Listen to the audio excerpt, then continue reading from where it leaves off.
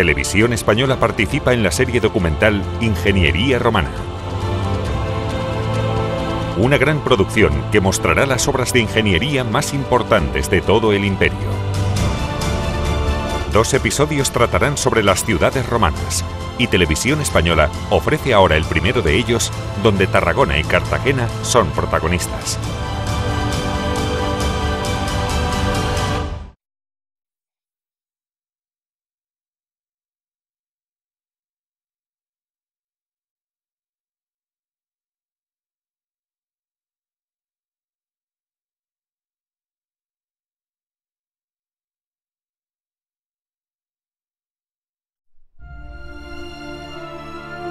Roma era ambiciosa.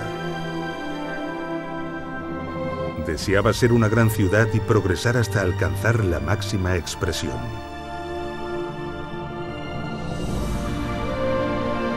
Y lo logró con tal éxito y eficacia que sirvió de modelo e inspiración para la fundación del resto de ciudades del imperio.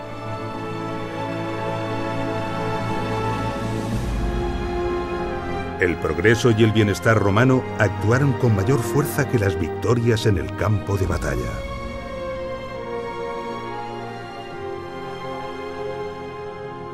Esta fue, seguramente, el arma de romanización más poderosa que jamás existió.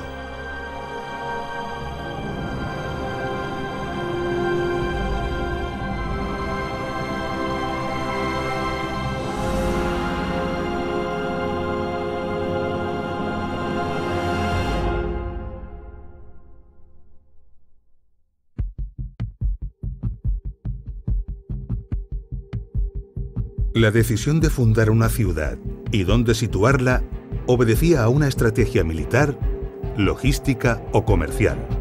Pero el emplazamiento exacto dependía de factores y condicionantes muy variados. He aquí los principios primordiales en la fundación de una ciudad. En primer lugar, se seleccionará un terreno totalmente favorable, un terreno elevado y abierto, despejado de nieblas y con una orientación que no sea ni calurosa ni fría, sino templada. Se evitará además la proximidad a terrenos pantanosos.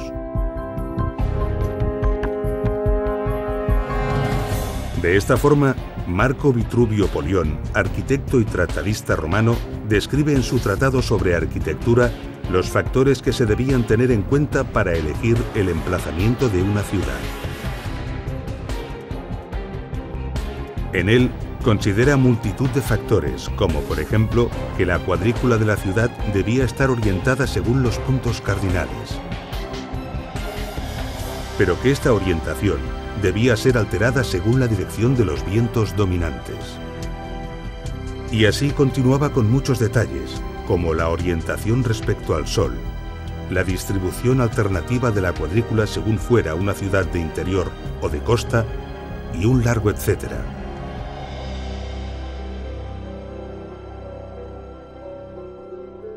Pero para los romanos había un condicionante crítico y fundamental por encima de todos los demás: el agua.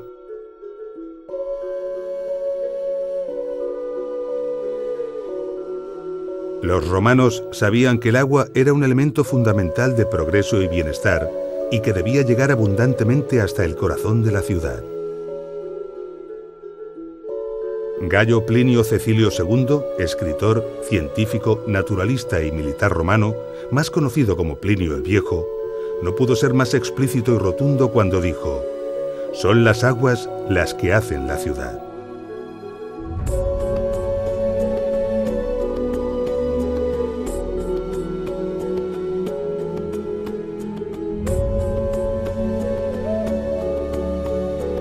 Era inconcebible que una ciudad, por pequeña que fuera, no dispusiera de agua potable y de baños públicos. Pero, ¿dónde encontrar grandes caudales de agua cuya calidad sanitaria estuviera asegurada? Los pozos ofrecían agua de gran calidad, pero de escaso caudal. Los ríos, aunque pudieran ser caudalosos, no ofrecían las garantías sanitarias exigidas por los romanos. Y lo mismo sucedía con los lagos y las presas. El agua de estos lugares podía contaminarse fácilmente.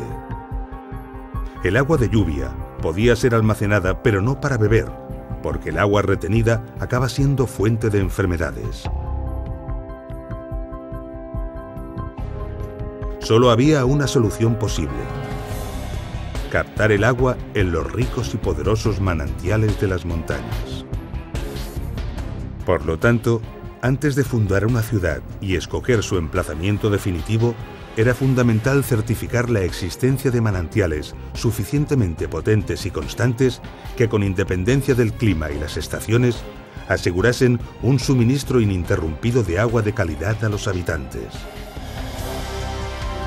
Y determinar si la altura y la distancia a la que se encontraban permitía canalizar el agua hasta el emplazamiento deseado para la ciudad, mediante la construcción de uno o varios acueductos. Solo una vez certificado esto, el emplazamiento de la ciudad podía confirmarse.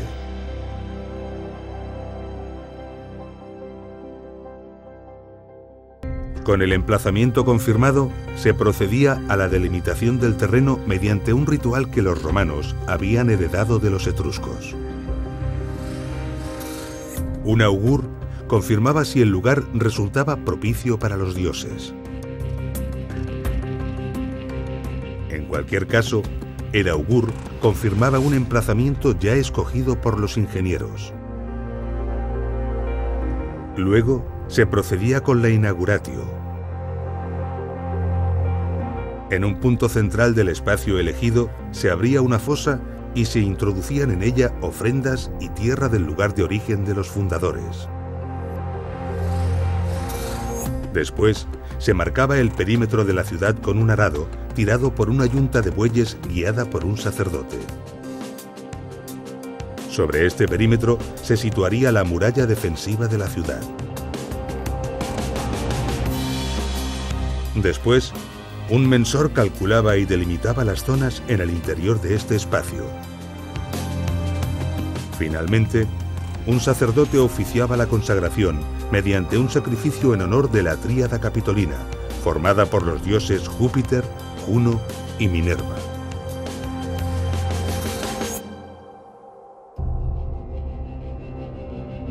La ciudad romana estaba articulada normalmente sobre dos ejes principales: el Cardo o Cardo Maximus, la calle que se orientaba más o menos de norte a sur, y el Decumanus Maximus, la calle perpendicular a esta que atravesaba la ciudad de este a oeste. El trazado del resto de las calles se realizaba en paralelo a ambas, formando manzanas.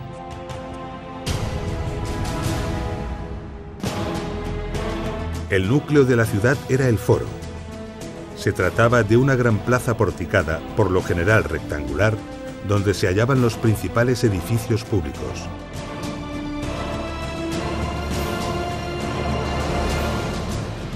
La curia o sede del senado local, las basílicas o edificios civiles donde se celebraban procesos públicos y operaciones comerciales, y los templos, especialmente los consagrados a la tríada capitolina.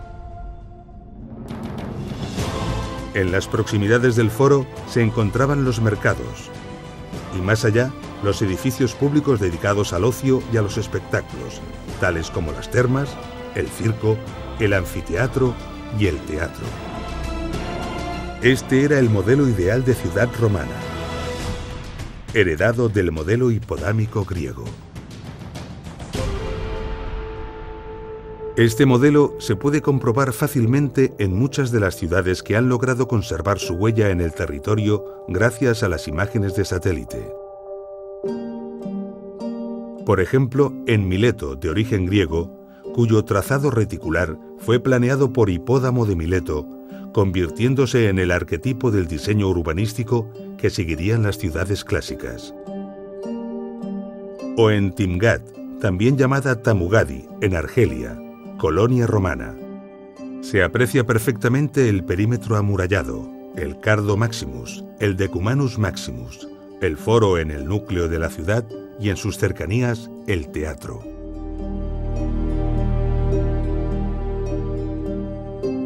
Pero el modelo ideal podía ser alterado. Podemos verlo en muchas ciudades. Por ejemplo, en Pompeya, en Italia. Esta ciudad se desarrolló sobre el terreno sin una cuadrícula claramente hipodámica.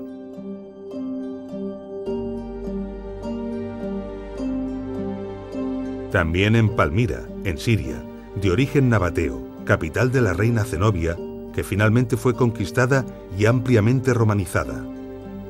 Cuenta con magníficas avenidas columnadas, pero su perímetro es muy irregular y la distribución urbana no tiene una estructura claramente cuadrangular.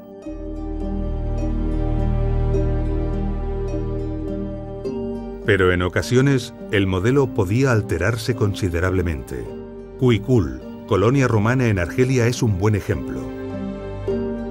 O Cirene, colonia griega en Libia, distribuida a lo largo de una gran calle en el Castro. O Éfeso, de origen griego y muy transformada por Roma, sin avenidas perpendiculares entre sí, pero con una gran calle principal y una enorme avenida porticada hacia el puerto.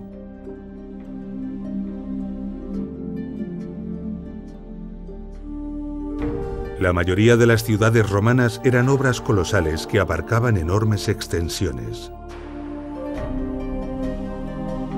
Pero a lo largo de 2000 años, todas estas ciudades han sufrido catástrofes naturales, saqueos o destrucciones premeditadas, siendo muchas de ellas prácticamente borradas de nuestro presente. A pesar de ello, importantes restos han logrado perdurar hasta nuestros días.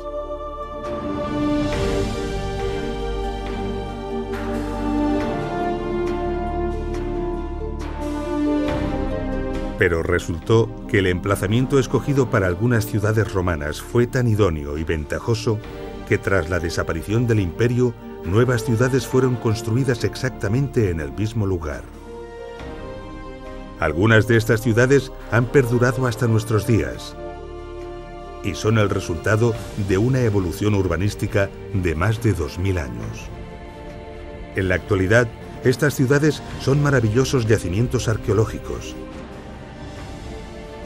En ellas, la interpretación de los antiguos restos romanos supone un enorme y apasionante desafío.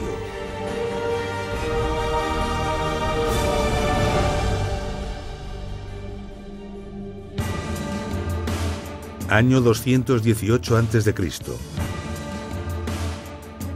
El ejército cartaginés, al mando del general Aníbal Barca, emprende una gran campaña contra Roma. Para ello, decide cruzar Iberia y el sur de la Galia. Su objetivo es atravesar los Alpes para dirigirse directamente a Roma. Para cortar la vía de suministro al ejército cartaginés, Roma decide desembarcar en la antigua Iberia. Era fundamental cortar los suministros y las comunicaciones entre Aníbal y su retaguardia para así aislarlo. Pero para ello debe encontrar un emplazamiento militar estratégico en la costa mediterránea.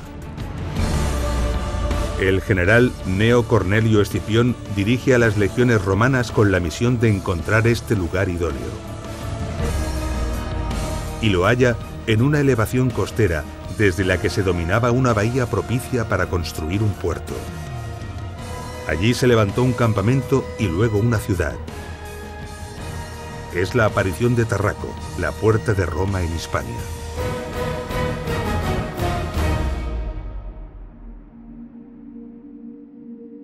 Estas ventajas tan evidentes para el emplazamiento de una ciudad perduraron a lo largo de los siglos y el resultado es Tarragona, una placentera y próspera ciudad mediterránea española.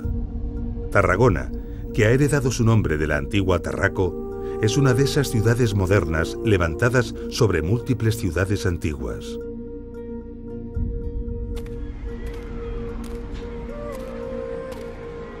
Pasear por Tarragona es algo muy especial.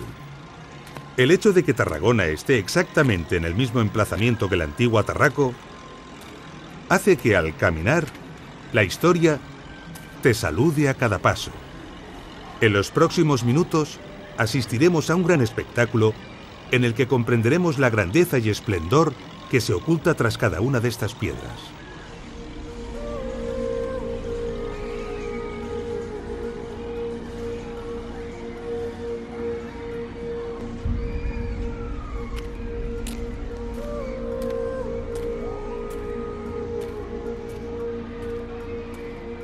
Unas excavaciones arqueológicas en el centro de la ciudad pusieron en evidencia estos restos. Se trata de 2 filas de columnas, con 14 de ellas en cada fila. Restos mejor conservados de otras ciudades permitieron comprender que estos restos corresponden con los de una basílica.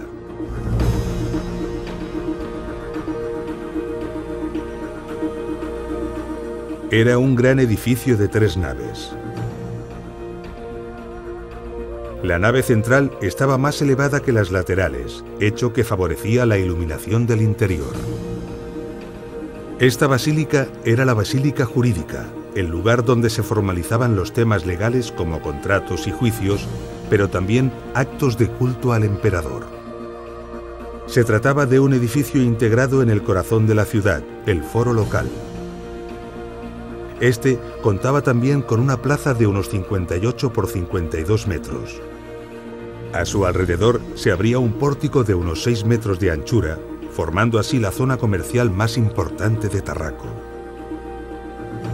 La excavación arrojó evidencias también de la proximidad de un Capitolio, el templo principal de la ciudad hace unos 2100 años, dedicado a los dioses Júpiter, Juno y Minerva.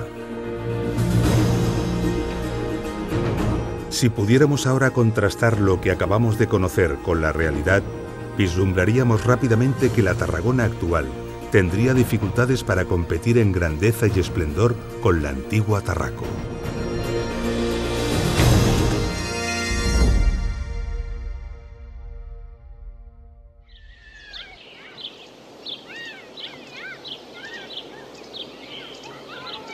En el norte de Tarragona encontramos un bonito y tranquilo parque llamado Campo de Marte.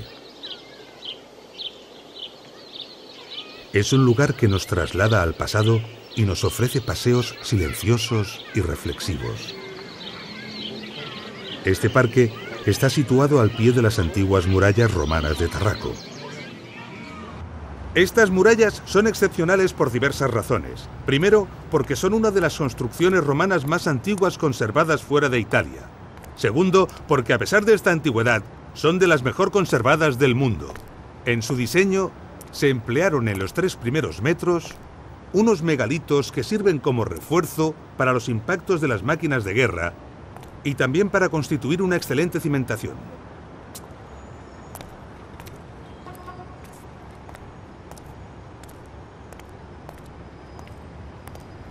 Impresionan estos tremendos bloques de piedra y sobrecoge pensar cómo fueron trasladados hasta aquí y colocados en su sitio.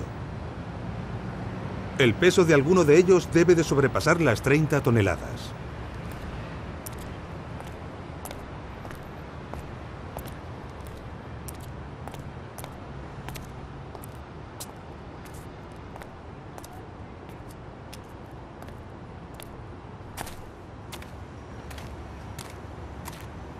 En la parte superior, el diseño contempla una obra de sillares regulares, bien ajustados, unidos en seco y sin mortero. Es el llamado opus quadratum.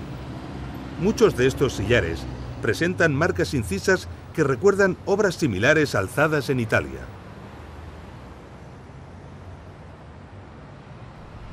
Veamos la técnica constructiva.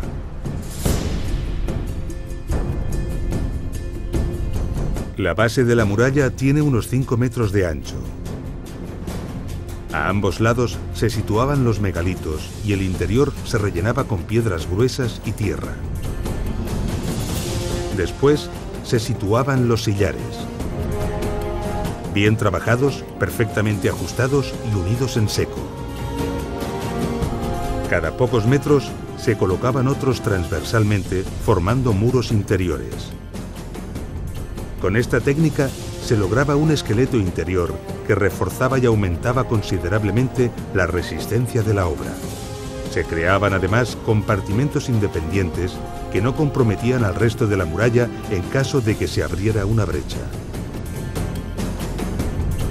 El interior se rellenaba inicialmente de piedras pequeñas y cascotes de menor tamaño, y después se extendían capas de adobes de unos 10 por 30 por 45 centímetros.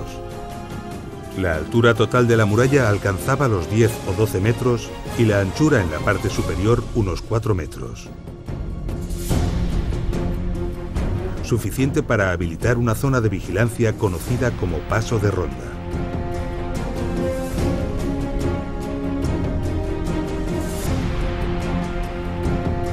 A distancias hábilmente estudiadas se levantaban torres. En ellas se situaban los soldados, a veces armados con escorpiones, cuya misión era defender la muralla. La distancia entre estas torres estaba normalmente determinada por el alcance de estas armas. En la cara interior, rampas inclinadas permitían el acceso rápido y eficaz de personas y máquinas de guerra al Paso de Ronda.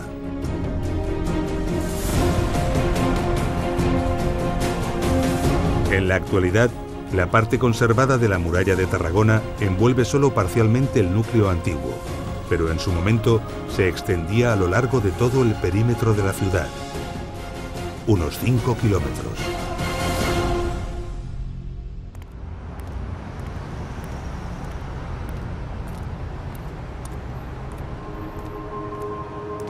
La adaptación de Tarraco a un terreno en pendiente y siendo una ciudad de costa condicionó su distribución.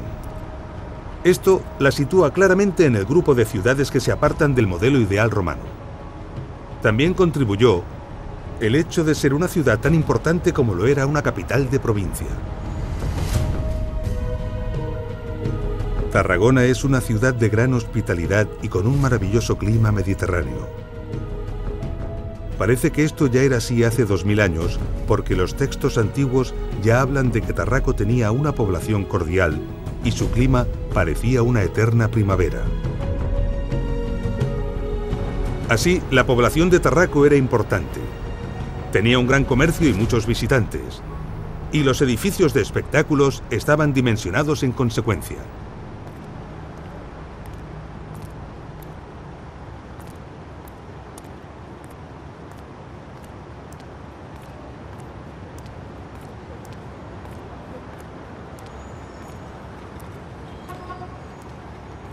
En el extremo oriental de esta calle encontramos hoy restos de la muralla medieval de Tarragona. Este es un sector de la ciudad que ha estado ocupado durante mucho tiempo y hasta la época moderna por fortificaciones militares que han aprovechado los restos romanos. Por fortuna sin malograrlos gravemente. Así que, tras estos muros, tenemos una agradable sorpresa.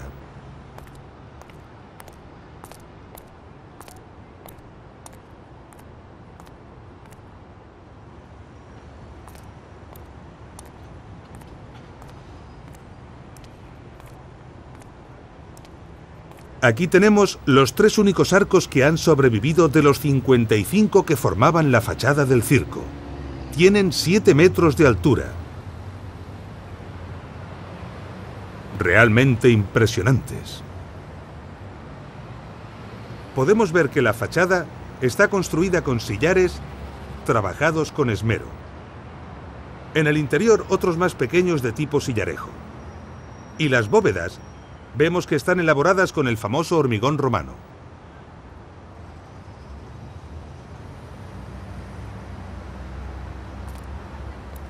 Estos arcos estaban normalmente cerrados con rejas que se abrían al público con ocasión de los espectáculos. Estos espacios abovedados servían para diferentes usos. Este en concreto tenía unas escalinatas para el acceso a las gradas superiores.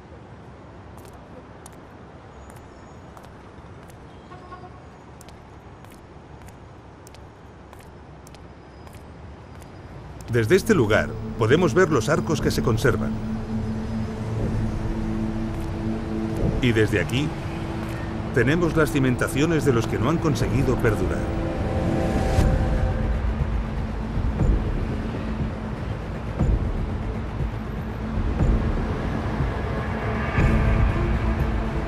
Encontraríamos algunas más de estas cimentaciones si levantásemos esta calle y muchas más debajo de esas casas.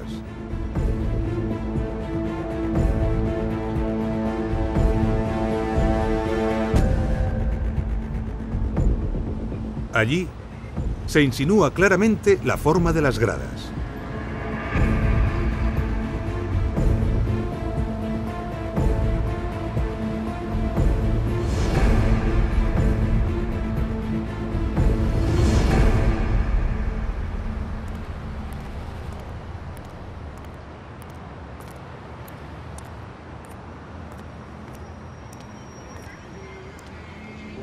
Esta es la Plaça de la Font,